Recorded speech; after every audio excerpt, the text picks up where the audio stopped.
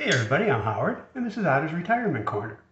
So the Bureau of Labor Statistics came out with their monthly jobs report on Friday, and I was out of town for a softball tournament, just got back, so getting to it now. Sorry, I'm a little bit late.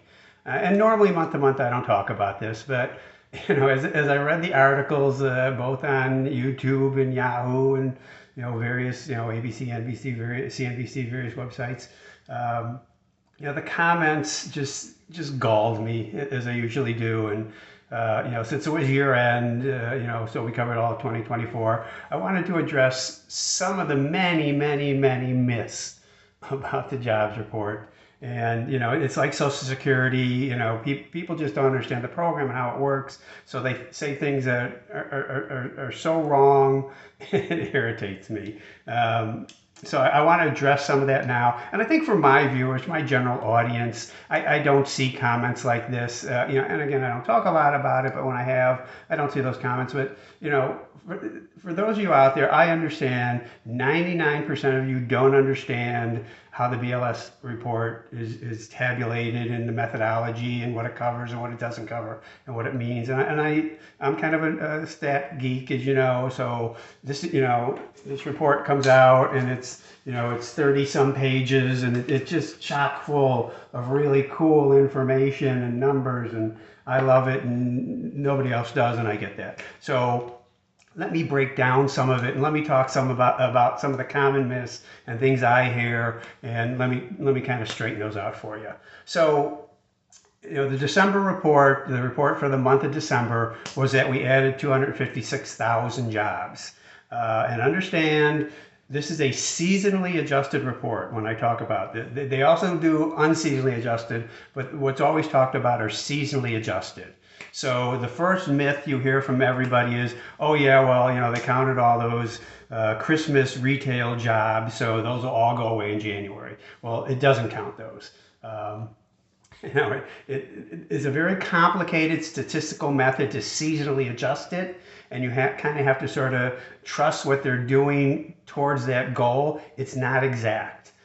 So for those people who think seasonal jobs change this and they're going to disappear in January, that's simply not true. The other thing I want everybody to understand from the get-go is the BLS jobs report is an estimate, all right? You can't every month go out, even every year, you can't count every person and contact every person and say, hey, are you working, are you not working, what kind of job do you have? They make estimates through what's called surveys, and they do an establishment survey where they communicate with businesses, and they do a household survey where they communicate and talk to people.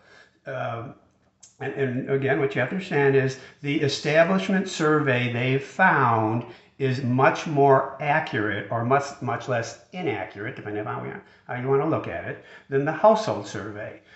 It's also much bigger. They get far more respondents, so the data is more significant statistically. So most of what I'm going to talk about is establishment data, but some of it is household data, because they get a different kind of answer to different kinds of questions when they do the household survey. So again, it's an estimate. No one is saying these are exact numbers. They could vary widely from reality, and we'll talk about that a little bit too. So the other thing I want to talk about is the BLS is about 2,100 employees.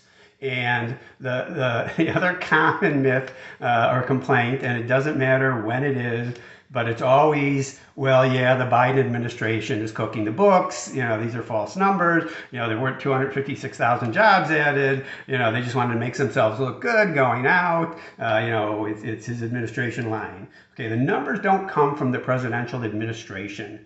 This is an independent government entity. Yes, government. 2,100 employees, and regardless of who's president, most of those employees stay from administration to administration to administration. It's like any other company. If the CEO leaves and a new CEO comes in, she doesn't fire everybody and bring in new people. The BLS, except for the upper echelon, probably is almost exactly the same, except for normal employee turnover from year to year to year and administration to administration to administration. The idea that 2,100 people are colluding to give out false information is just ridiculous. So let's not hear that.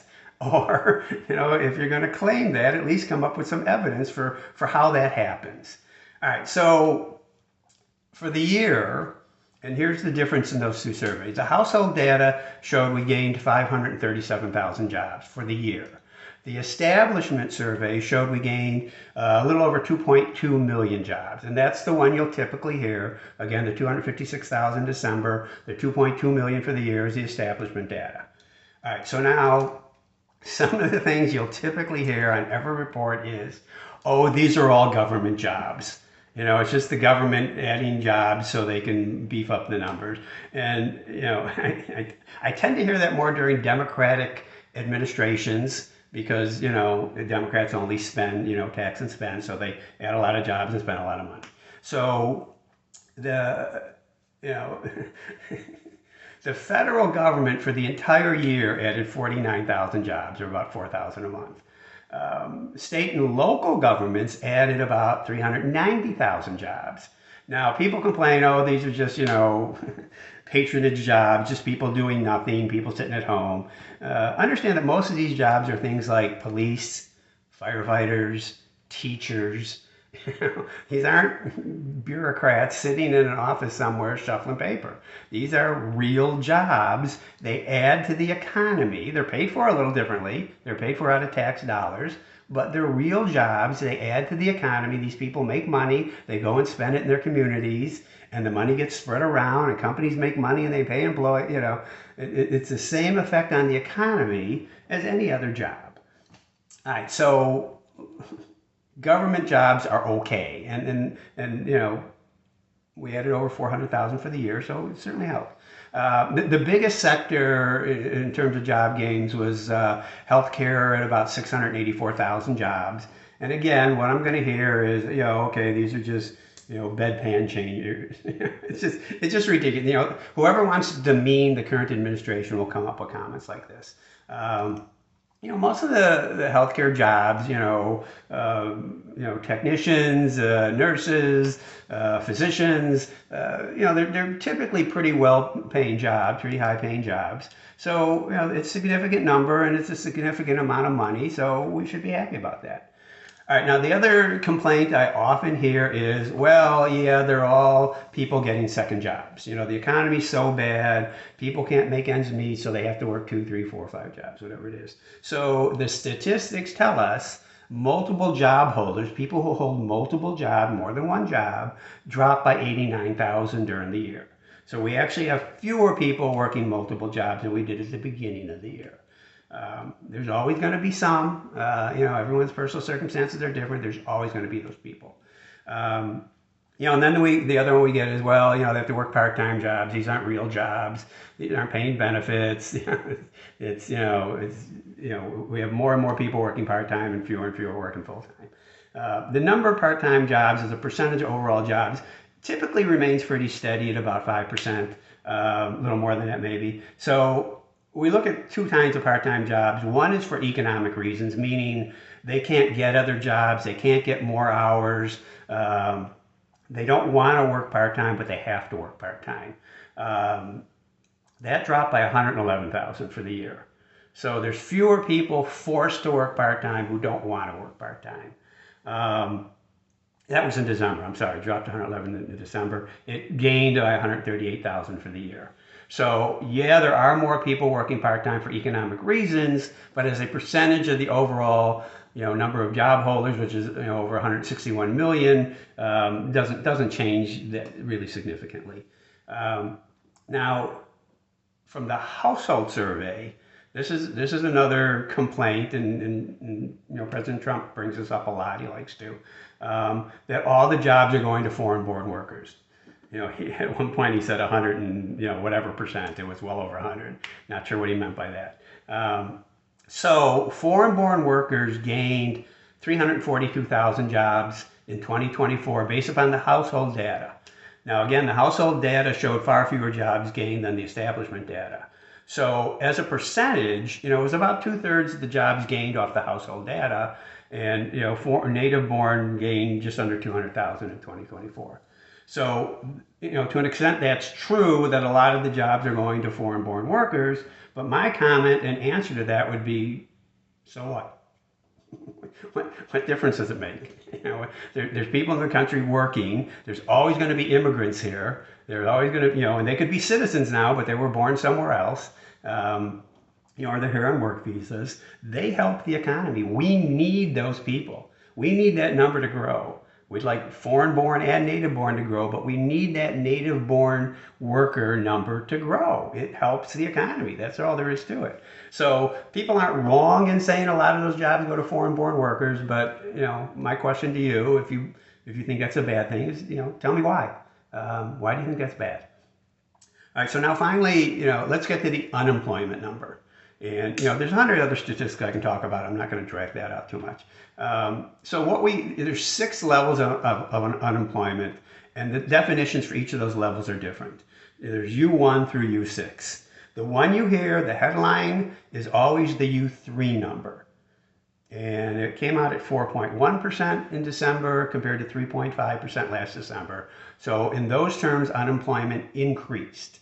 Now, the definition of unemployed for that number is out of work, searching for a job within the last 4 weeks. And that's it. You had no job and you looked for one in the last 4 weeks. The myth you always hear is, well, you had to be on unemployment insurance, and if you weren't getting paid unemployment anymore, you fell off of that. So you're still unemployed, but you're not counted as unemployed. Nothing to do with unemployment insurance. Whether you got it, you didn't get it, you were on it, you were no longer on it. Nothing to do with that. One of the biggest myths out there. So the other number I like, and I'm not going to give the definition because they sort of build, they say U1, and then U2 is U1 plus, and U3 is U2 plus, and then they name a bunch of categories. The most comprehensive one is U6. That number is 7.2%, 7.5, up from 7.2 at the beginning of the year. To me, that's kind of a better definition. It's not the actual definition. It's a better definition. And I don't know why U3 is a number that's getting used. It always has been during my lifetime. I like this U6 number. I think it represents a better look at the job situation. All right, now the final thing I want to get to is revisions, because every comment I see, from Republicans now and Democrats later is, well, this number will just get revised down secretly, quietly, when no one's looking. So, the revisions come from the BLS, and what happens is every month they revise the prior 2 months. So in this December report, they revised October and November. They revise the October number up, they revise the November number down. And the reason they do this is they continue to get responses to their surveys. So when they made the report Friday, they didn't have everybody who's going to respond having responded. And by next month, they'll have more responses, and the month after, they'll have even more, and they'll keep revising. It's a good thing. We want as accurate a number as we can get. So the revisions are always down. No, they're not. Depending upon what period you look at, you can say, okay, for this 6 months, there were more downward revisions than upward revisions. But then you can look at another 6 and there were more upward than downward. So, look at the numbers before you comment, please. But here's the other thing, and this was the big one. Once a year, typically in March, they'll revise the prior year April to March period. So the last one they did last year said, they were taking out 800 and some thousand jobs. They're revising it down. And, when people pointed to this, that's proof the BLS fudges the numbers. Well, the BLS is the one who revised it down. So the conspiracy theory that they're all conspiring to, hike up the numbers under a Democratic administration and then secretly, quietly revising it down. No, that doesn't happen. And the way they do this, and the reason they do this, is they get other information. And what they get is information from each state based upon their unemployment insurance payments from companies and the number of people that have uninsurance payments made for them. So it's a more accurate account of the number of people who actually have jobs. So once a year they'll go back, and it's not always down. A few years ago it was plus 500,000. They're gonna revise the numbers. Revisions are good. Revisions make it more accurate so we know more. There's no conspiracies going on here, and if you think so, tell me. So, that's all I'm going to cover now. This is kind of, longer than I wanted to go. I could go another hour and a half on this, but give me your questions about the BLS. Numbers you don't understand, numbers you want to know more about, what you think, did I give misinformation? Do you think what I'm saying isn't true and that what I'm calling myths are actually true? Tell me about it. Give me your questions, give me your comments. Thanks for watching. I appreciate you, and we'll talk to you next time. Bye.